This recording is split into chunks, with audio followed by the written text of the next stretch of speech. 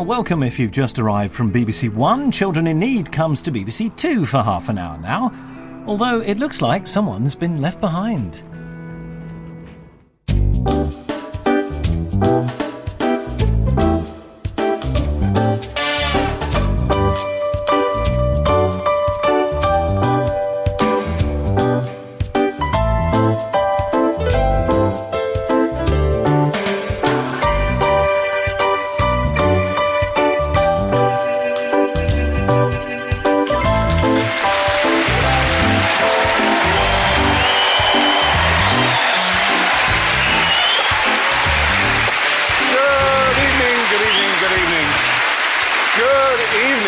Welcome to the very special QI Children in Need special.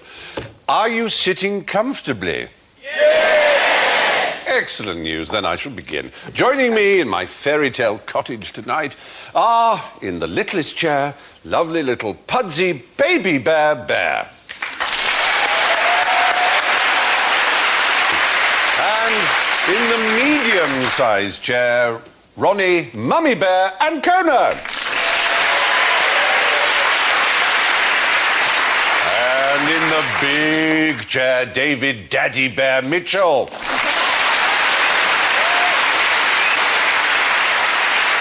And Alan, who's been sleeping in my porridge, Davis.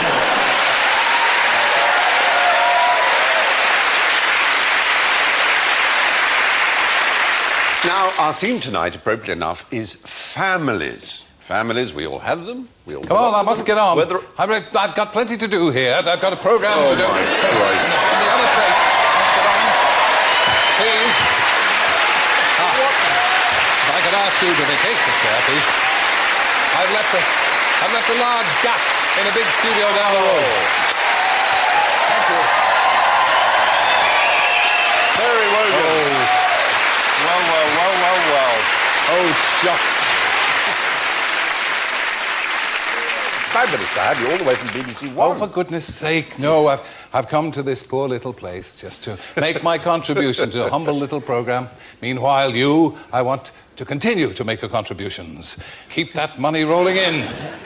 Well, now you all know the rules. You all have buzzers. Ronnie goes like this. Sisters, sisters, there were never such devoted sisters. Thank you. Family theme, you see. David goes. Daddy, Daddy cool. Terry goes.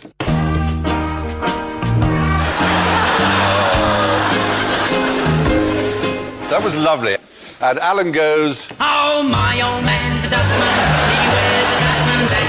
He wears gold grimy trousers and he lives in a council flat. Everyone started clapping along. Yeah, you see? But people want knees ups. People, they do. They don't want information-based panel shows. They just want a knees up. This crowd looks to me like they could do a Mexican wave in a minute. No. Well, let's start with some family wisdom. I want some old wives' tales. Do you know any old wives' tales? Tell me some dubious tales of your grandmothers. My granny always had a tale or two to tell. You know, I remember her saying, "Love flies out the window when poverty walks in the door." Ah. And then the other one was, "It doesn't matter whether you're rich or whether you're poor, as long as you have money." Cheese gives you bad dreams. Cheese gives you bad dreams, is my one. granny she had so many, they've kind of become a blur in my head. They were all kind of things like, the higher cows build their nests up trees. The redder a shepherd's face will be, Effie likes butter, unless the wind changes direction, in which case he'll turn blind and catch a cold, unless he puts vinegar on it. Yes, there's so many that involve catching a cold and going blind, don't they? Going blind, definitely, Yeah. yes. What makes you blind? That's one. But, I have contact lenses so I can see fine. Yeah. So essentially, contact lenses are the charter. Is there much to see?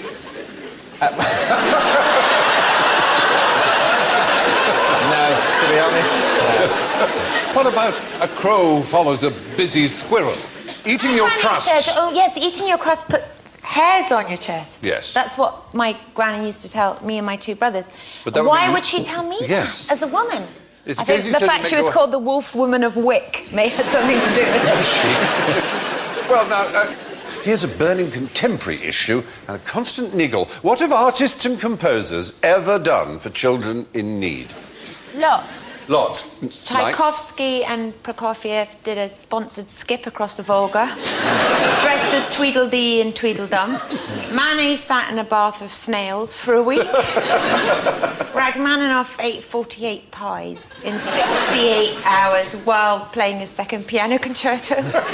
Need it to go on? Well, it's a damn good start. Do you know, in some ways, the original Children in Need for London was the creation of an extraordinary institution in the 18th century. Do you know what I might be referring to? It was a foundling hospital. There was a foundling hospital. There's a man called Thomas Coram, who was one of the great benefactors of the age, because we're talking about an age in which 75% of all children died before the age of 5 in London. 90% of all children who were born in workhouses died before they were 5.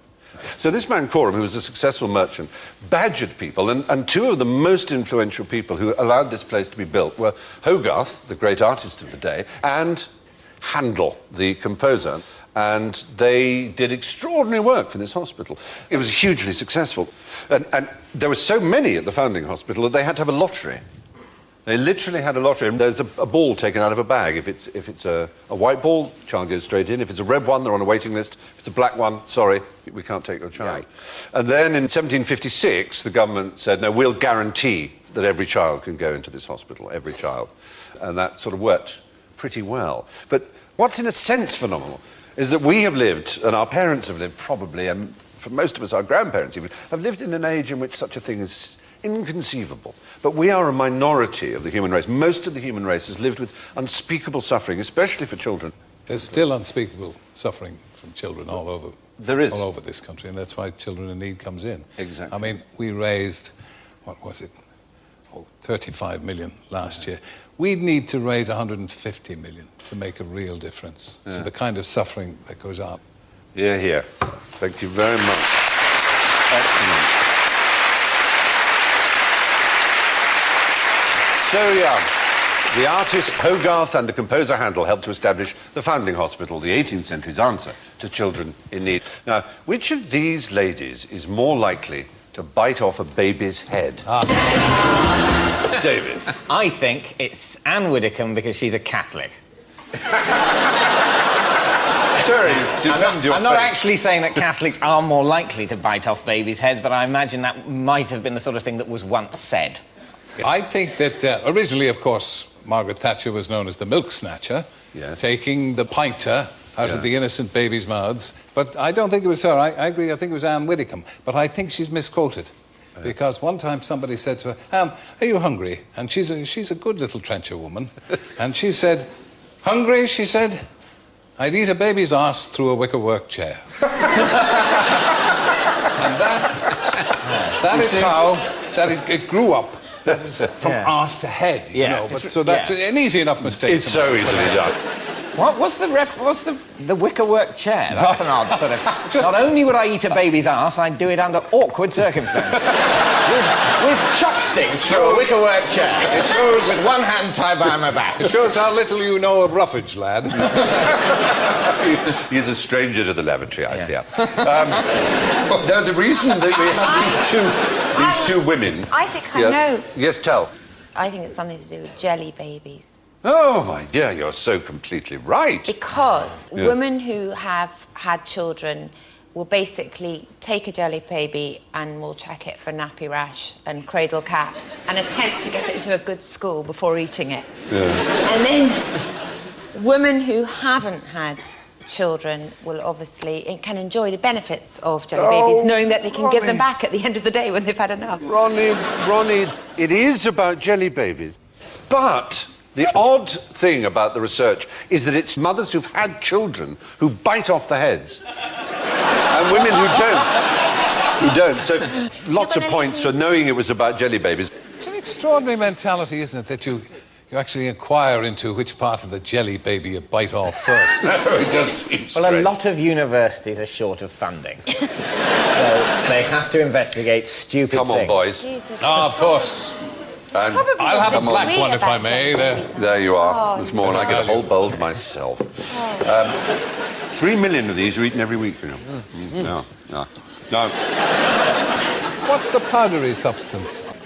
Cocaine and DNA. That's it, yeah. Enjoy. Yeah. The powder, of course, is starch. It's so you get the jelly out of the mould. That's what the powder is for. Now, back to family relationships. Ronnie, what do newborn babies like best? Well, as a mother of a newborn, I'd like to say crying. Crying. The thing is about babies crying is you just think, what have you got to cry about? You haven't got any financial problems, you've got no relationship problems, you're not haunted by mistakes that you've made in the past. Do you know what I mean? We should be crying on an hourly basis. You don't have to get out of bed to go for a poo. No, everything's just lie back. for you. Lie back. Yeah. You don't have to poo, you're squirt, you're adored. Make the most of it. What is your problem? Make the most of it, because you'll look back at this and it'll be the happiest days of your life. Maybe they're stressed about all the stuff they've got ahead of them. Yes. Maybe they can pick up on the In stress of all the hindsight. adults, sort of going, oh my God, this is a nightmare. I mean, it's okay now, but this is going to get worse before it gets better. One day, if I'm not careful, they're going to say I'm not allowed to shit in my bed anymore. They'll dress it up as growing up or something, but in fact, it's the first stage of a long surrender. You never stop soiling yourself. Not if you've got better for If you've got an ounce of self-respect, keep soiling yourself. Someone told me that 90% of the attention you garner in your life, you receive under the age of 3. It's a thought, isn't it? Not for us who are on television, surely. Surely not us. No, that could be right. Now, that's an interesting point, because a lot of mothers have been led to believe that it's incredibly important at the moment they give birth, that there's a bonding process. But the interesting thing is that babies don't bond with their mothers, particularly in the very first days, that actually they respond apparently as much to the cries of a rhesus monkey as to the noise of their mother. Well, all that hard work, Later... Get a rhesus monkey. Later they get used to you. They get used to you, they get used to your smell after a few weeks, and they do like you. Now that child's clearly not going to bond with them. But you're as you crawl towards the age where you can again soil yourself with impunity. Surely. What do you mean crawl towards it? Oh, no. Oh, Make myself comfy. I'm lucky I have the incontinence pads. Yeah, I'm so pleased. Is there a tenor gentleman? Is it only tenor ladies? That's a thing. Why is it in those ads? What is it about laughter that makes women wet themselves? I mean, you have the ads, they're jollying about, and then...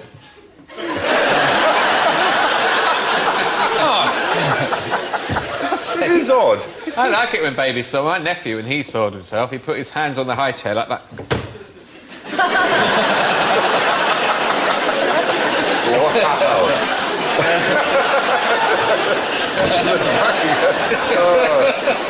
They get great concentration on their face.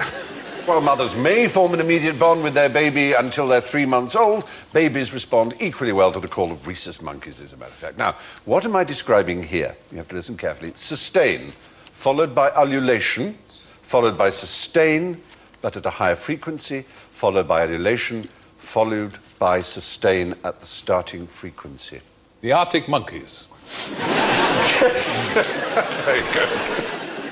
Not Handel's water music, is it? No, it's a sound and it's associated with the jungle. It's associated with the jungle in... It's Morse code for I'm stuck in the jungle, please save me. No. Think films. Oh, I know what it is. Yes? Yes, it's the noise Tarzan makes. Yes, well done. Let's hear it. Let's hear the real one. Oh, Johnny White. There you are. So I could have just opened my mouth and you could have dubbed that on later. Yeah, exactly. The thing that's noticeable about that is that it's actually the same forwards and backwards. We can hear the same backwards now.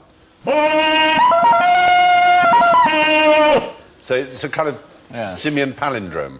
And it was done by the MGM sound technician with... Weissman always claimed it was his voice, anyway. But that was his yodel. That was his Tarzan It's a lot, yodel. when you hear it now, as distinct from your memory of it, it's a lot more savage and difficult, isn't it? Yeah. It's obviously no human voice, rather an ape man. Yeah, exactly. One who'd been raised by apes. What's the most famous line from a Tarzan film? That one. Oh, me, Tarzan, you, Jane. Yes, except, of course, it never happened. What? No, and they Why never... do these films always forget to put their most famous line? It is silly, isn't it? No, yeah, exactly. No play it again, Sam. No, you dirty rat. It's just one of those odd things. Now, we all know about the good work done by Children in Need and, of course, Terry's morning show. But how has the Eurovision Song Contest made Europe a better place? How has it made it a better place? Because it has, as you can see, the dove. Yeah. It has brought together the nations of Europe. Has it? It's divided east from west.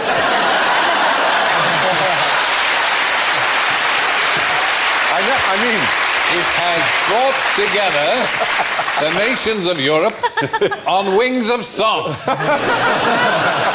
Whether they like it or not. You only have to listen to my commentary to realise how much I believe that. Yeah. Absolutely. Oh, yeah. One of the few Eurovision Song Contests I remember incredibly well because the winners are one of the most famous pop groups in the world there's ever been. That was ABBA, and that was in the year... 1974, Brighton. 1974, exactly, with the song... Waterloo. A great song. But there happened to be a song that Portugal provided that year. They came second from bottom. They only got 3 points. It was called Paddington. But it was one of the most important Eurovision songs ever written for an extraordinary political reason. Are you saying that that was the signal for the Portuguese Revolution? Yes, I am. It was called E Depois de Adeus, After the Goodbye, sung by Paulo de Carvalho. I have to tell you that I think you got the year wrong. It was the following year, when it was being held in Sweden, after ABBA had won, that was the Portuguese Revolution, and they came out with guns with carnations in the barrels of the guns. Yes, because it was called the Carnation Revolution, wasn't it? We yield to you, none knows better than you. But isn't it wonderful? It was, that song was used because a man called Salazar, or at least his party, had run Portugal for years and years. He didn't technically style his regime a fascist one, but he certainly gave 3 days national mourning when Hitler died, for example, so yes. I think you can call him right-wing. He wasn't quite Franco, but he was pretty He well was pretty there. close. Yeah. Bizarre leader, because he had a stroke. And after his stroke, he was relieved of his command, and a man called Caetano became prime minister, but they never told Salazar. He went to the grave thinking he was still running the country. They just took his power away from him, and he still thought he was running, was signing things, but it was of no importance whatsoever. Isn't that nice? That's such a lovely way of doing it. That could be a fantastic scheme for so many dictators. They don't get out much. All you need is a noise of some crowds playing on a tape outside, big office, lots of things to sign. Well, I hope when I go mad that someone pretends I'm in charge of a large country and gives me lots of things to sign, rather than just sedates me and sticks me in front of a window.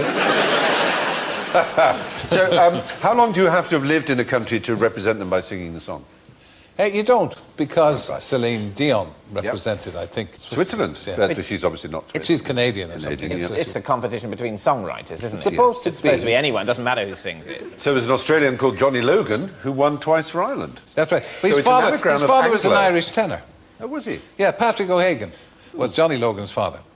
He used to sing in a very high voice like that all the time while winking roguishly. How totally distressing.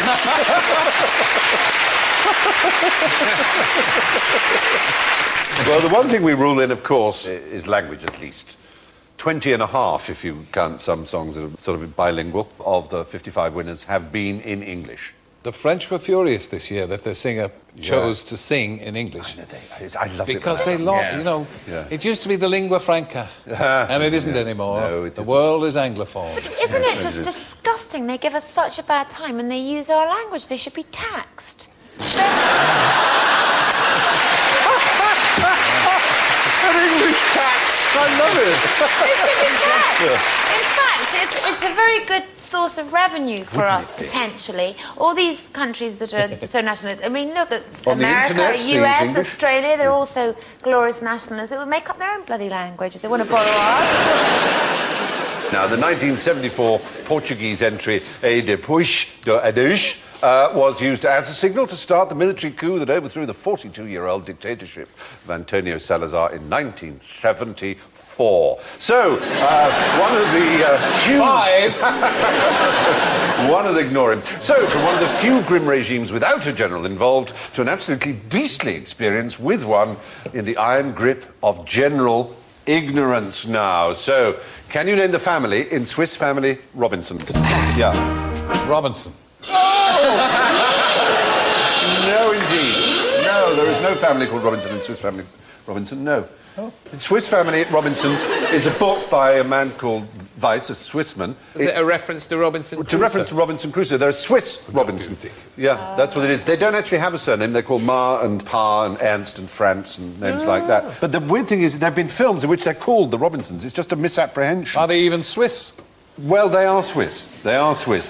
When it was translated by William Godwin, he called it the Family Robinson Crusoe. Because that's the idea. It was a Robinson Crusoe family, as it were. A family undergoing a Robinson Crusoe experience. It's a good title. And that got mysteriously changed in 1818, 4 years later, to the Swiss Family Robinson. A third of all the film and TV adaptations have them as being called Robinson. I think they need a better title altogether. Yeah. Basically, it's just like a sort of shortening of the pitch. It is, isn't it? isn't it? Swiss Family like Robinson Crusoe. It's a Swiss family meets Robinson Crusoe. Exactly. The two most entertaining things we can think of, Robinson Crusoe and a Swiss family. This is dynamite. As long as we can come up with a good title. There you are. Now, what do you call a boomerang that won't come back? A Kylie. Sisters. Yes, a Kylie is Kylie. exactly what it's A called. Kylie. A stick.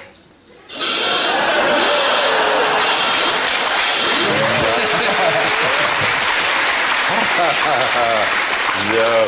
Yes, a Kylie is exactly what it's called. Yeah. And people say, well, hang on, surely which Kylie? Well, are they called Kylies after Kylie Minogue or whatever? But Kylie was a fairly common girl's name in Australia before Kylie Minogue, and it is named after that. The boomerang that I doesn't thought come back. they used them to throw them at things, but it turns out they throw them behind birds and they think it's a hunting bird and it drives them towards them with the spears. It drives them towards nets. You're absolutely right. For some reason, birds are spooked by this thing sort of going near them. They think it's a hawk. And They think it's a don't hawk try or and catch a bird it when of prey. it comes back because That's it will right. take your hand off. Oh, no, you don't. A boomerang that won't come back is a Kylie. Most Aboriginal tribes had both returning and non-returning throwing sticks. While we're on the subject, who knows where the word kangaroo comes from? I do. When Captain Cook first went to the Antipodes, nobody had much of an idea what the natives were talking about, you see. And one of the chaps who worked for Captain Cook, he said, "What is that animal called?" And the Aboriginal said, "Kangaroo." And it was only several years later when they learned a bit more of the Aboriginal language that they found that kangaroo means, "I don't know." Look behind you there. I'm so sorry to get you through that. Because we knew that you thought that was the case. It is a commonly held fantasy. It's sadly not true. The problem is this story got twisted and, in fact, kangaroo is the Gugu Imithir language and it means a large black or grey kangaroo. 1,400 miles inland, when the Captain Cook's party got, they asked whether there were any kangaroos of a tribe who were, as I say, 1,400 miles away. There were 200 Aboriginal languages at this point, and they had no idea what the other language kangaroo meant at all. So it got confused, and this story arose that it actually was, I don't know, but I'm afraid it isn't true. Well, I prefer it. I prefer yours. We started with old wives' tales. Let's end with that old feast of family fun, maths homework. What does this prove? You may notice it's not written in usual mathematical language. Yes. It's not a message from Al Qaeda. No, it's not. You know, it's written in symbolic logic, if that's of any help to you. Has it got something about the Portuguese coup starting in 75? Not about that. Who was the great logician of the 20th century, the great British master of logic Derek and Trotter. mathematics? Sorry? Derek Trotter. He was also a great campaigner against nuclear weapons. It's Bertrand Russell. Bertrand Russell, Lord Russell. There he is, Bertie Russell. He Marvellous wasn't, figure. it wasn't a barrel of laughs, was he? They say that his breath was not good. I mean, that's in the biographies of That Keynes it and his wasn't good. contemporaries. He had very bad breath. But he was a remarkable man. And he wrote Principia Mathematica, which was a book determined to reinvent maths, because set theory produced all kinds of paradoxes which seemed to suggest that nothing could be proved or complete or consistent in mathematics, which was a huge shock. And so he had to set out to prove mathematics worked from the very first principle. Very, very good at Sudoku. He was, oddly enough, he was said not to be that good at mental arithmetic. But so in order to prove mathematics from the very beginning, you have to establish the first principle of arithmetic, and that piece of symbolic logic was proving that 1 + 1 = 2. It's a bit late, the 20th century, to prove that, I'd say. You're a bit late. We've got quite a lot riding by the 20th century on 1 + 1 being 2, you know. Quite a lot of engineering happening, quite a complex international economy. Oh, please. If you find out that it doesn't equal 2, what do? Just burn everything. Because God knows anything could fall on our heads. Money, you might as well eat it. Forget civilization. Well, there is a general thought that if what were considered to be the sound foundations on which all mathematics rested were proved to be rocky, that it may mean that some of the ultimate answers of the universe will never be answered. But it's rather splendid to think you would give so much effort into proving What 1 an + 1. extraordinary achievement. It is. You just have to bring up his halitosis. I know, that was silly of me, but I love that. You know, it He's comes to something where you think you've achieved that. Can you imagine meeting him at a party? Old though? Stinky Russell. I met this bloke at a party, he stank. And when I asked him what he did, he said he proved that 1 + 1 = 2.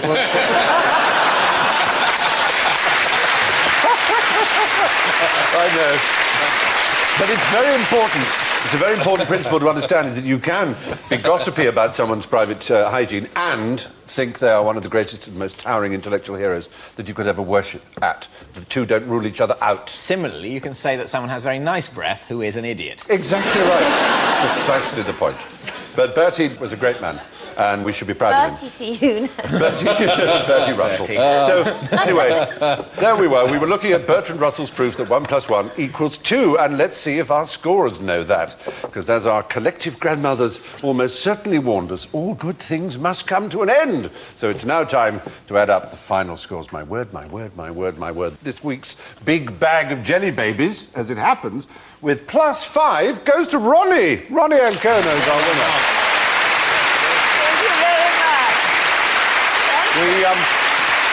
We offer a consolatory sherbet dab to David Mitchell with +3.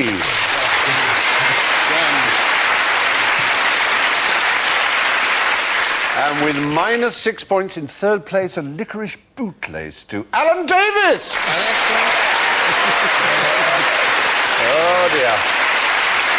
But I'm afraid, boys and girls, that on the QI naughty step tonight, with -9, Sir Terry Wogan.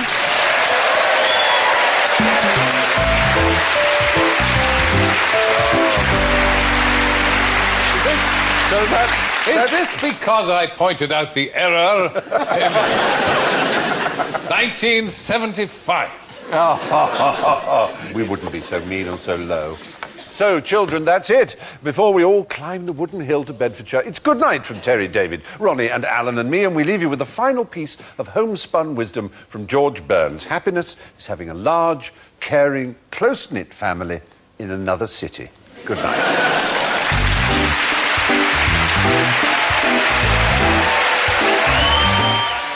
And of course, Terry will be hot-footing it back to BBC One shortly as the Children in Need fundraising party continues.